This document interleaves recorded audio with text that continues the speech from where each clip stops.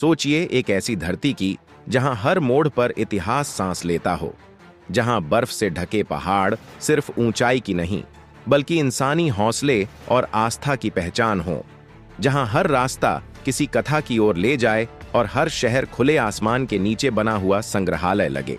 यहाँ की जमीन सिर्फ मिट्टी नहीं बल्कि संस्कृति, अध्यात्म और प्रकृति का ऐसा संगम है जो देखने वाले को भीतर तक बदल देता है। नक्शे में भले ही यह देश छोटा दिखता हो, लेकिन इसकी आत्मा में पूरी दुनिया बसती है। नेपाल सिर्फ एक देश भर नहीं है, यह एक अनुभव है, एक एहसास है जो दिल और दिमाग दोनों पर गहरी छाप छोड़ जाता है। क्या आप जानते हैं कि नेपाल वही देश है जहां दुनिया की सबसे ऊंची चोटी माउंट एवरेस्ट मौजूद है, जिसकी ऊंचाई इतनी अधिक है कि उसे धरती का ताज कहा जाता है। इतना ही नहीं, यही वह पावन भूमि है जहां मानव इतिहास के महानतम आध्यात्मिक गुरुओं में से एक गौतम बुद्ध का जन्म हुआ था। लुम्बिनी नाम की एक छोटी सी जगह जिसने पूरी दुनिया को अहिंसा, करुणा और शांति का मार्ग दिखाया। और ये सब किसी कल्पना की कहानी नहीं बल्कि एक जीवित सच्चाई है। नेपाल का नाम सुनते ही अधिकतर लोगों के मन में सिर्फ बर्फ से ढके पहाड़ों की तस्वीर उभरती है, लेकिन हकीकत इससे कहीं ज्यादा गहरी और रंगीन है। नेपाल ऐसा देश है जहां आप सुबह हरे भरे जंगलों में टहल सकते हैं, दोपहर में तेज बहती नदियों के किनारे बैठ सकते हैं और शाम होते होते बर्फीली चोटियों के सामने खड़े होकर सूरज को ढलते हुए देख सकते हैं। एक ही दिन में इतने रंग, इतने मौसम और इतने अनुभव मिल जाना सचमुच किसी जादू से कम नहीं लगता। नेपाल की भौगोलिक बनावट इसे दुनिया के सबसे अनोखे देशों में शामिल करती है। यहाँ की जमीन समुद्र तल से बस कुछ ही मीटर ऊपर से शुरू होती है और ऊंचाई बढ़ते बढ़ते सीधे 8,848 मीटर तक जा पहुंचती है। यानी एक ही देश में धरती का सबसे निचला इलाका और सबसे ऊंची चोटी दोनों के रूप देखने को मिलते हैं। सोचिए, ऐसा बहुत कम ही होता है कि एक ही जगह पर आपको मैदानी क्षेत्र, घने जंगल, पहाड़, ग्लेशियर और बर्फ से ढकी चोटियां सब कुछ एक साथ देखने को मिल जाए। नेपाल का क्षेत्रफल भले ही लगभग 2 लाख वर्ग किलोमीटर के आसपास हो, लेकिन इस छोटे से दायरे में प्रकृति ने अपने सबसे खूबसूरत और सबसे खतरनाक दोनों रूप समेट दिए हैं।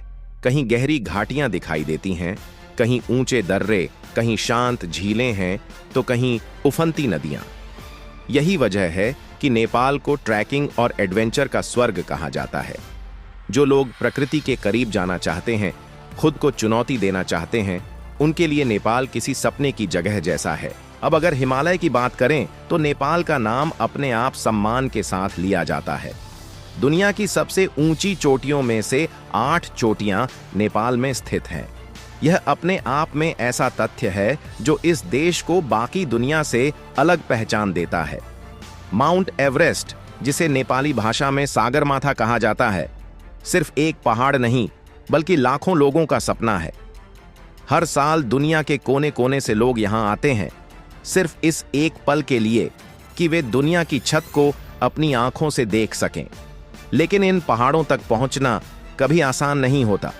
यहाँ की हवा बेहद पतली होती है, ऑक्सीजन की मात्रा कम होती है, मौसम पल पल बदलता रहता है और जरा सी लापरवाही जानलेवा साबित हो सकती है।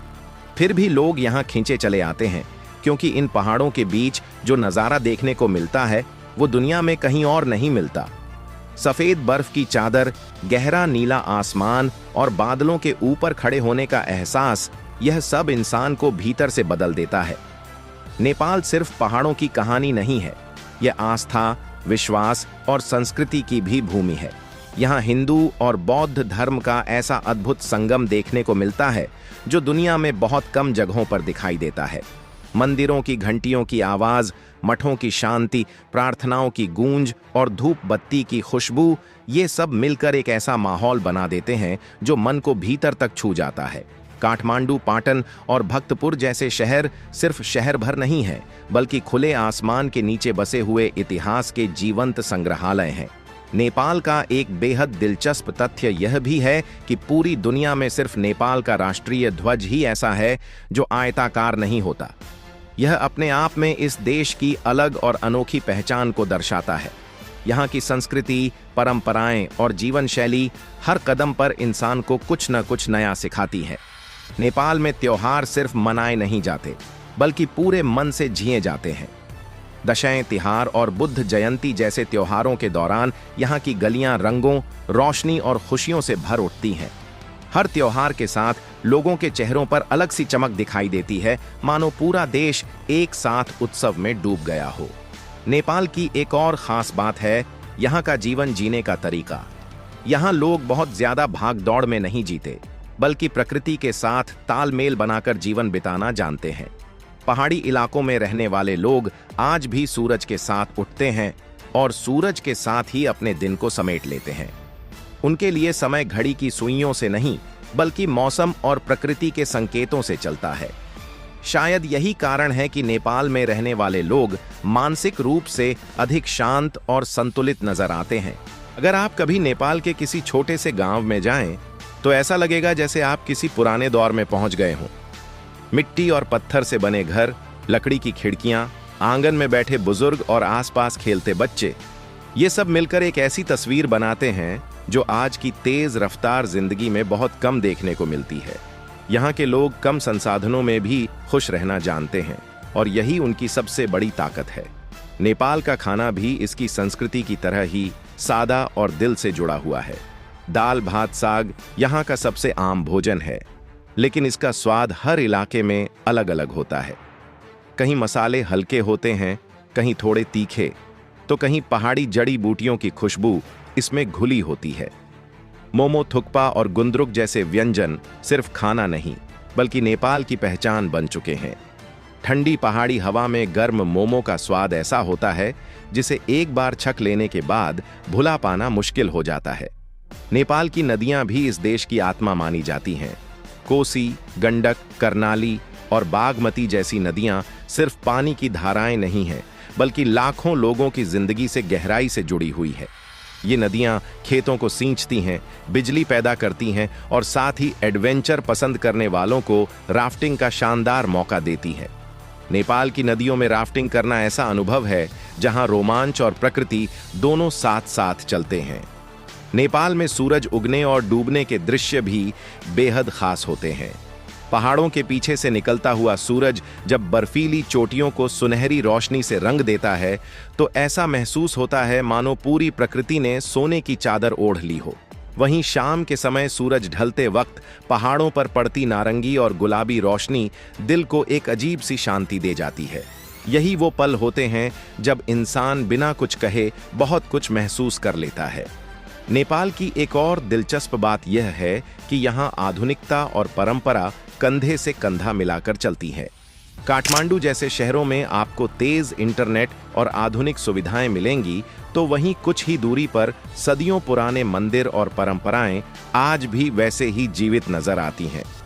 यहाँ का युवा वर्ग भी अपनी जड़ों से जुड़ा हुआ है। वे नए विचारों को अपनाते हैं, लेकिन अपनी संस्कृति और पहचान को कभी नहीं भूलते।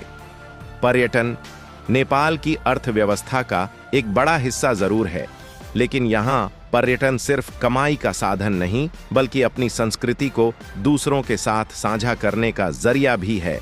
ट्रैकिंग गाइड, होटल स्टाफ या टैक्सी ड्राइवर, हर कोई आपको अपने देश के बारे में कुछ न कुछ बताने की कोशिश करता है। उन्हें अपने देश पर गर्व है और यह गर्व उनके शब्दों और व्यवहार में साफ झलकता है। हालांकि नेपाल आज कई चुनौतियों का सामना भी कर रहा है। जलवायु परिवर्तन का असर यहाँ के ग्लेशियरों पर साफ दिखाई देता है। बर्फ तेजी से पिघल रही है, मौसम का मिजाज बदल रहा है और इसका सीधा असर स्थानीय जीवन पर पड़ रहा है। इसलिए आज जरूरत है कि नेपाल को सिर्फ देखने के लिए नहीं, बल्कि समझने और संरक्षित करने के नजरिए से भी देखा जाए। एक जिम्मेदार यात्री बनना आज के समय की सबसे बड़ी जरूरत है। नेपाल हमें यह सिखाता है कि खुश रहने के लिए बहुत ज्यादा चीजों की आवश्यकता नहीं होती। कभी कभी पहाड़ों के बीच बैठकर चाय की एक प्याली, ठंडी हवा और सामने फैला सन्नाटा ही काफी होता है। यह देश आपको भीतर से धीमा कर देता है, सोचने का वक्त देता है और शायद खुद से मिलने का मौका भी देता है।